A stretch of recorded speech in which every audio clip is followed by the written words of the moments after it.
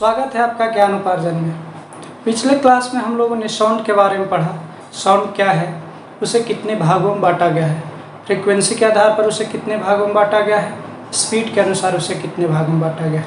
आज हम लोग देखेंगे कि जो ध्वनि के चाल है वो किस किस से प्रभावित होते हैं, the factors affecting the speed of the sound. तो आइए देखते हैं। पहला है माध्यम। तो अलग अलग माध्यमों में ध्वनि की चाल अलग अलग होती है। Solid, liquid, gas. हम लोग जानते हैं कि जो ध्वनि है वो बिना माध्यम के नहीं चल सकती। क्यों? क्योंकि ध्वनि एक यांत्रिक तरंगे है।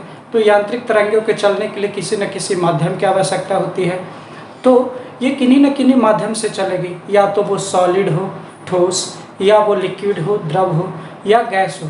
तो अलग अलग माध्यमों में जब ये प्रवेश करते हैं तो इनकी जो चाल है उसमें परिवर्तन हो जाती है। तो देखते हैं कि माध्यम जैसे सॉलिड में, अगर ये सॉलिड में चले तो इनकी क्या होगी, लिक्विड में चले तब इनकी स्पीड क्या होगी, और गैस, ये हो गया ठोस, द्रव और गैस। तो जो सॉलिड में ध्वनि की चाल होती है वो सबसे ज़्यादा, उससे कम लिक्विड में और उससे कम गैस में होती है। अब ये कैसे होती है ये भी हम लोग चर्चा करेंगे। अब अगर निर्वात की बात किया जाए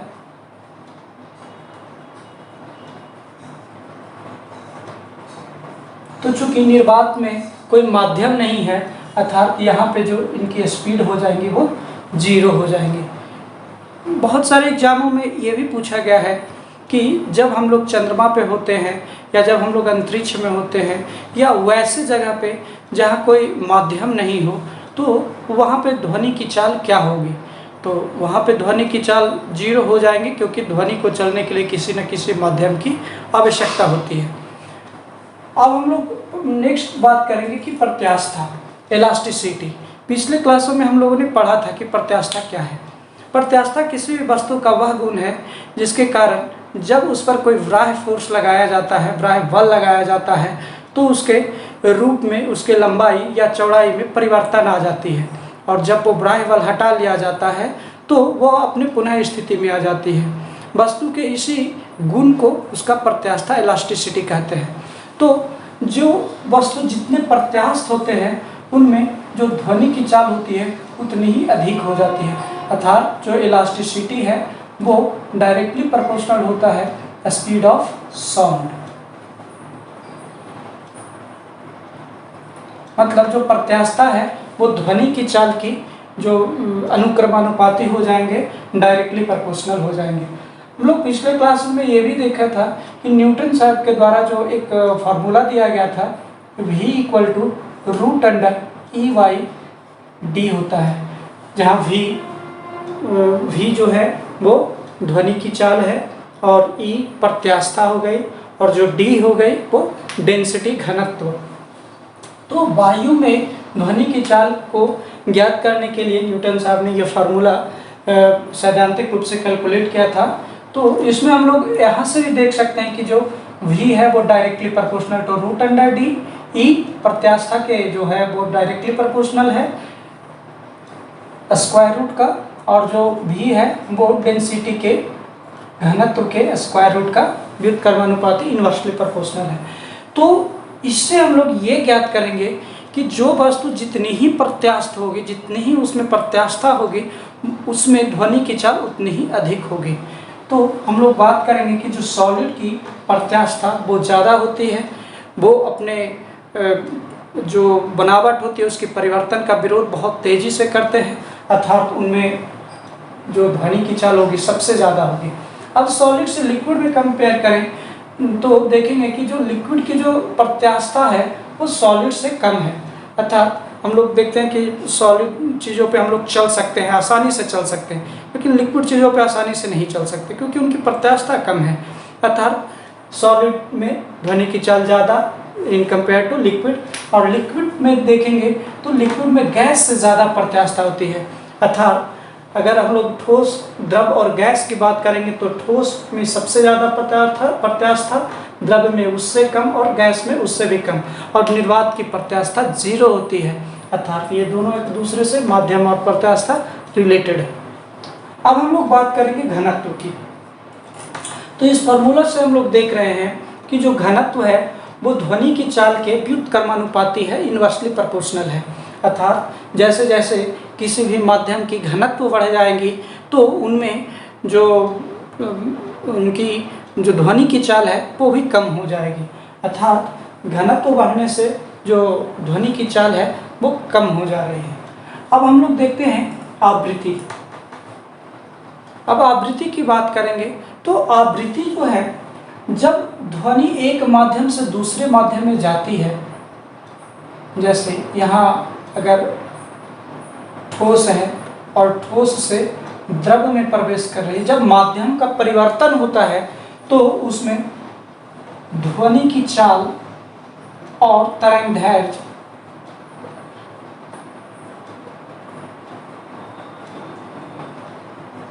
चाल मतलब स्पीड और जो तरंगदैर्घ्य है वेवलेंथ, वो दोनों में परिवर्तन आता है, लेकिन उसकी आवृत्ति में कोई परिवर्तन नहीं आता है।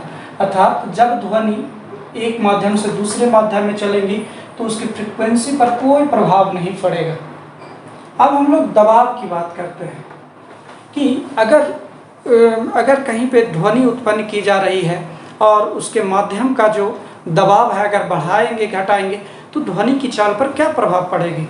तो हम लोग यहाँ बात करेंगे कि जब अगर वहाँ उस स्थिति में टेम्परेचर को कांस्टेंट कर दिया जाए, ताप को वहाँ पे कांस्टेंट रखा जाए और जब दाब को बढ़ाया घटाया जाए उस स्थिति में, तो ध्वनि की चाल पर कोई प्रभाव नहीं पड़ती है। तो यहाँ से हम लोगों ने देखा कि ध्वनि जब ताप को स्थिर रखा जाता है किसी माध्यम में तो दबाव बढ़ाने या घटाने पे उसी माध्यम में कोई प्रभाव नहीं पड़ता है ध्वनि की चाल पर।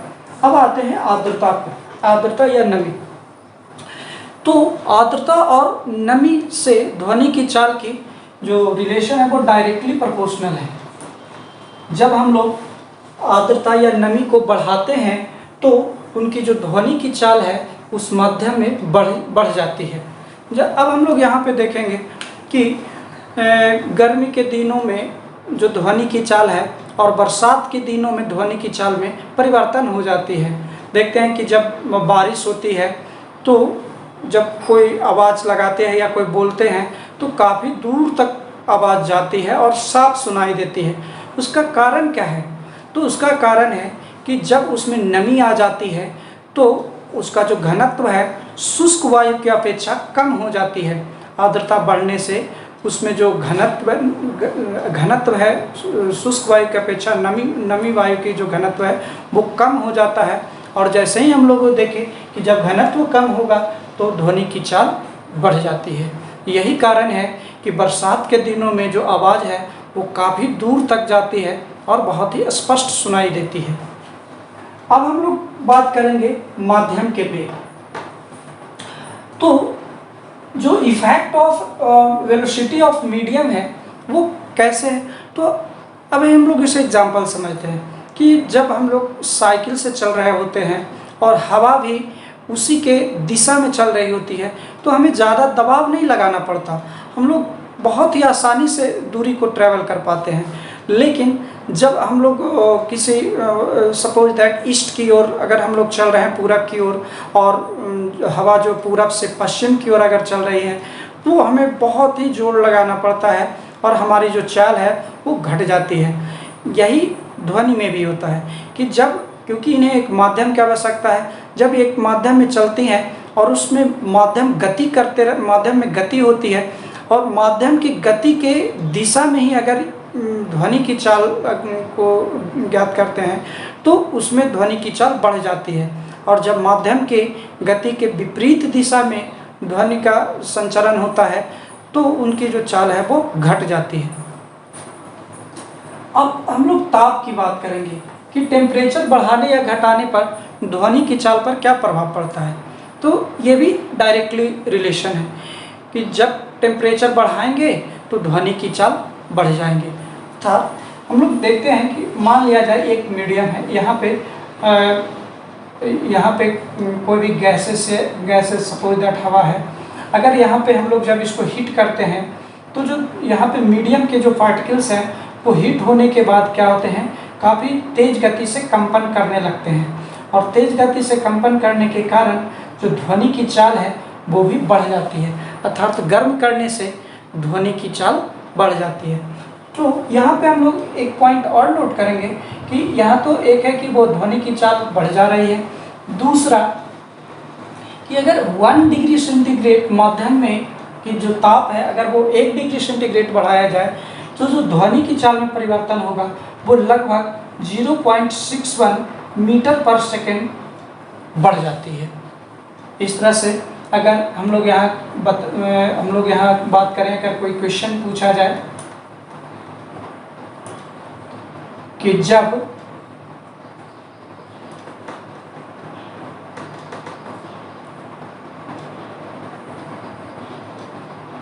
पच्चीस डिग्री सेंटीग्रेड पर ध्वनि की चाल 330 मीटर पर सेकंड है, तो 35 डिग्री सेंटीग्रेड पर ध्वनि की चाल कितनी होगी। अब ये बात करना है तो यहाँ देखेंगे कि 1 डिग्री सेंटीग्रेड बढ़ाने पर 0.61 मीटर पर सेकेंड बढ़ रहा है, तो 5 डिग्री सेंटीग्रेड बढ़ाने पर इसमें मल्टीप्लाई हो जाएगा 5 से, अर्थात कितने हो जाएंगे 3.05 मीटर पर सेकेंड बढ़ जाएंगे। तो अब कितनी हो जाएंगे 330 प्लस 3.05, तो 333.05 अप्रॉक्स कितने हो गए 333 मीटर पर सेकेंड। तो इस तरह से हम लोग देख रहे हैं कि किसी भी माध्यम में अगर ताप को बढ़ाते हैं तो ध्वनि की चाल बढ़ जाती है। अगर 1 डिग्री सेंटीग्रेड बढ़ाएंगे तो 0.61 मीटर पर सेकेंड ध्वनि की चाल बढ़ जाएंगे। लेकिन अगर ये जो डिफरेंस है वो अगर काफ़ी ज़्यादा हो तब ये कैसे हम लोग इसको फाइंड आउट करेंगे, तो इसके लिए एक फार्मूला है कि V1 upon V2 equal to root under T1 upon T2। अर्थात जब यहाँ पे क्वेश्चन हम लोग को दिया जाए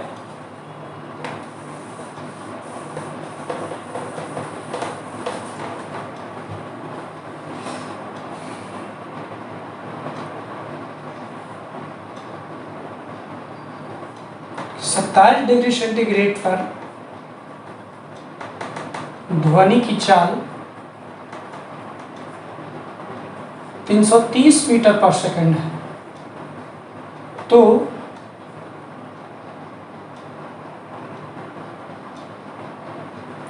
टू 27 डिग्री सेंटीग्रेड पर ध्वनि की चाल कितनी होगी।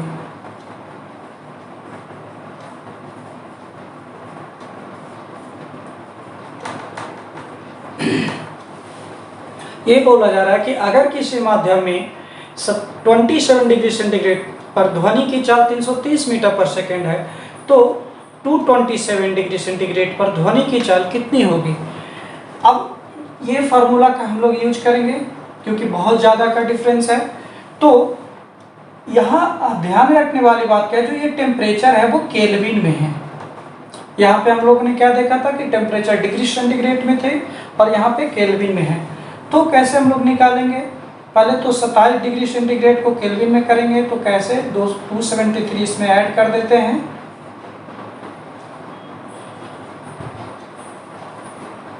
तो 330 केल्विन आ गया ये, और 227 को अगर ऐड करें तो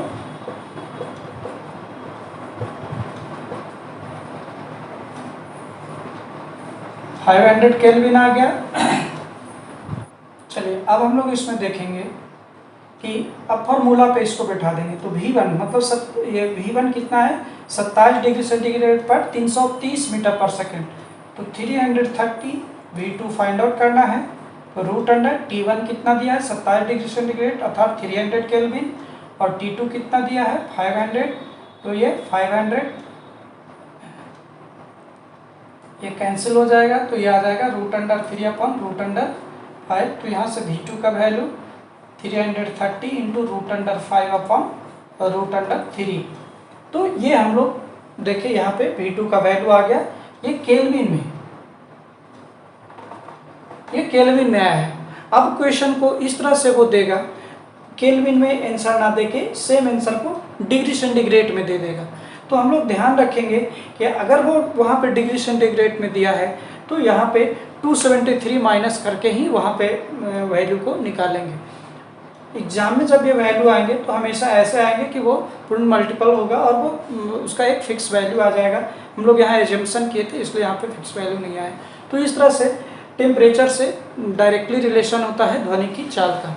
अब हम लोग नेक्स्ट देखते हैं अनुभार, कि किसी भी जो मीडियम है, जैसे कि गैसेस मीडियम है, तो उसके जो अगर गैसेस का अगर अनुभार बढ़ाया या घटाया जाता है तो ध्वनि की चाल पर क्या प्रभाव पड़ता है। तो हम लोग देखते हैं,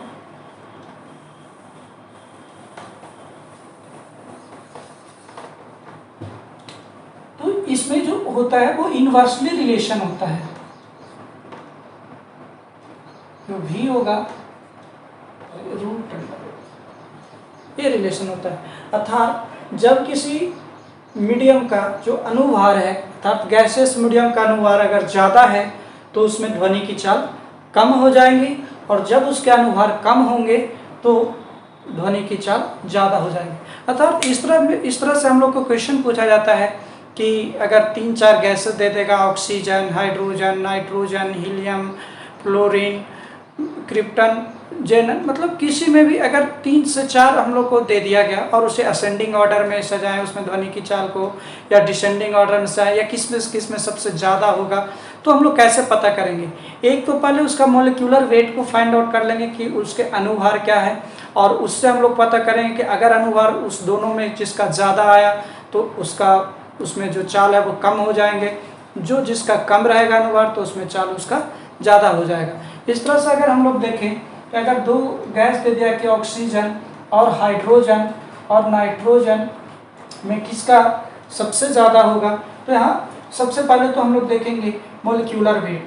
तो ऑक्सीजन का जो अनुभार होता है 16 और ये 2 हैं तो ये हो जाएंगे 32, हाइड्रोजन 1, 2 है मॉलिक्यूल तो ये 2, नाइट्रोजन 14, अराउंड सबका लगभग में ले रहे हैं तो ये हो जाएगा 28।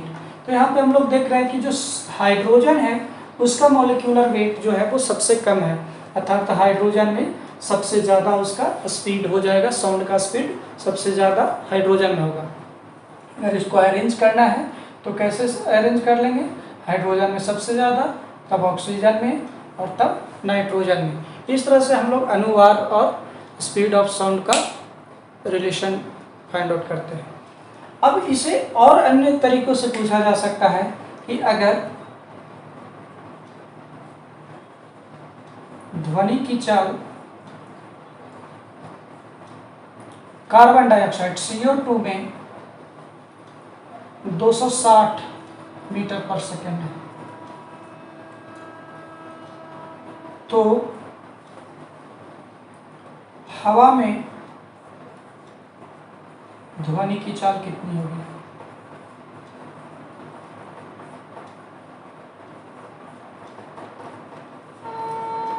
तो हम लोग कैसे फाइंड आउट करेंगे, यहाँ देखेंगे V1/V2 इक्वल टू, यहाँ इन्वर्स प्रोपोर्शनल था अर्थात M2/M1 हो जाएगा। तो यहाँ से फाइंड आउट हम लोग कर लेंगे। V1 कितना है 260 मीटर पर सेकेंड, और V2 हम लोग को फाइंड आउट करना है √M2। M2 हमें कितना है, अब हम लोग CO2 का निकाल लेते हैं मॉलिक्यूलर वेट। तो कार्बन का कितना हो जाएगा 12 प्लस ऑक्सीजन का फाइंड आउट कर लेंगे 16 इंटू 2 32, 12 प्लस 32 2 2 4 और 3 1 4, तो यहाँ 44 हो गया। और ऑक्सीजन का सिंपल फाइंड आउट करेंगे तो 16 इंटू 2 अर्थात 32। अब यहाँ वैल्यू पुट कर देंगे तो कार्बन डाइऑक्साइड में 260 था, कार्बन डाइऑक्साइड का ले लिए हैं तो ऊपर में हम लोग को O2 कितना है 32/44। अब यहाँ से फाइंड आउट कर सकते हैं V2 का वैल्यू।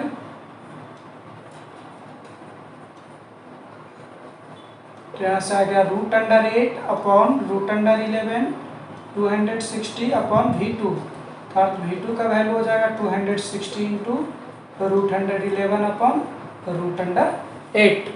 एक्चुअली एग्जाम में जब आएंगे तो ऐसा वैल्यू आएगा जो जिसको पुट करने पर आंसर उसका आ जाए। चलिए, तो आज हम लोगों ने देखा कि कौन कौन से कारक हैं जो ध्वनि की चाल को प्रभावित करते हैं। पहला हम लोगों ने माध्यम का देखा, तो अलग अलग माध्यमों में उनकी चाल अलग अलग होती है। ठोस में सबसे ज़्यादा, उसके बाद द्रव में और उसके बाद गैस में। दूसरी ओर आते हैं कि प्रत्यास्थता पे कैसे ये निर्भर है, तो जिसकी जितनी ज़्यादा प्रत्यास्थ होती हैं उसमें उतनी ही ज़्यादा ध्वनि की चाल होती है। अर्थात सबसे ज़्यादा प्रत्यास्थ ठोस है तो ठोस में सबसे ज़्यादा ध्वनि की चाल, उसके बाद द्रव में, उसके बाद गैस में। निर्वात की प्रत्यास्थता 0 होती है, अर्थात निर्वात में ध्वनि की चाल भी 0 हो जाती है। अब हम लोग आते हैं घनत्व की ओर। तो हम लोग को एक रिलेशन दिया गया था V = √E अपॉन √D, अर्थात जैसे जैसे डेंसिटी बढ़ेगा तो ध्वनि की चाल कम हो जाएंगी और डेंसिटी घटाने पे उसकी ध्वनि की चाल बढ़ जाएगी। अब हम लोग नेक्स्ट आते हैं कि फ्रीक्वेंसी, अर्थात जब ध्वनि एक माध्यम से दूसरे माध्यम में जाती है तो उनकी चाल और उनके जो वेवलेंथ है, तरंगदैर्घ्य, वो बदल जाएंगे, लेकिन उनके फ्रीक्वेंसी पर कोई प्रभाव नहीं पड़ेगा। अब हम लोग दबाव की बात करेंगे कि जब दबाव को बढ़ाएं या घटाएं तो क्या होगा। तो किसी माध्यम को टेम्परेचर को कांस्टेंट कर देने पे, अगर हम लोग उसके ताप को नियत कर देते हैं तो दबाव को बढ़ाने या घटाने पे उस माध्यम में ध्वनि की चाल पर कोई प्रभाव नहीं पड़ेगी। अब हम लोग ताप की बात करेंगे कि अगर ताप को बढ़ाएं या घटाएं तो ध्वनि की चाल पर क्या प्रभाव पड़ेगा। तो ताप को अगर 1 डिग्री सेंटीग्रेड बढ़ाया जाता है तो ध्वनि की चाल में 0.61 मीटर पर सेकेंड की स्पीड बढ़ जाती है, अर्थात तापमान बढ़ाने पे ध्वनि की चाल बढ़ जाती है। अब हम लोग उसके अनुभार की बात करेंगे, मॉलिक्यूलर वेट का, कि जब अनुभार बढ़ाते हैं तो ध्वनि की चाल घट जाती है और जब अनुभार घटाते हैं तो ध्वनि की चाल बढ़ जाती है, अर्थात इन दोनों में व्युत्क्रमानुपाती का रिलेशन, अर्थात इन्वर्सली प्रोपोर्शनल है। अब हम लोग बात करते हैं कि माध्यम के वेग के अनुसार, अगर माध्यम का वेग ज़्यादा है तो उसमें ध्वनि की चाल ज़्यादा हो जाएंगी, और अगर माध्यम का वेग कम है, अर्थात उसके विपरीत दिशा में ध्वनि की चाल का संचरण हो रही है, तो ध्वनि की चाल कम हो जाएंगी। अब हम लोग बात करेंगे प्रॉपर्टीज ऑफ साउंड।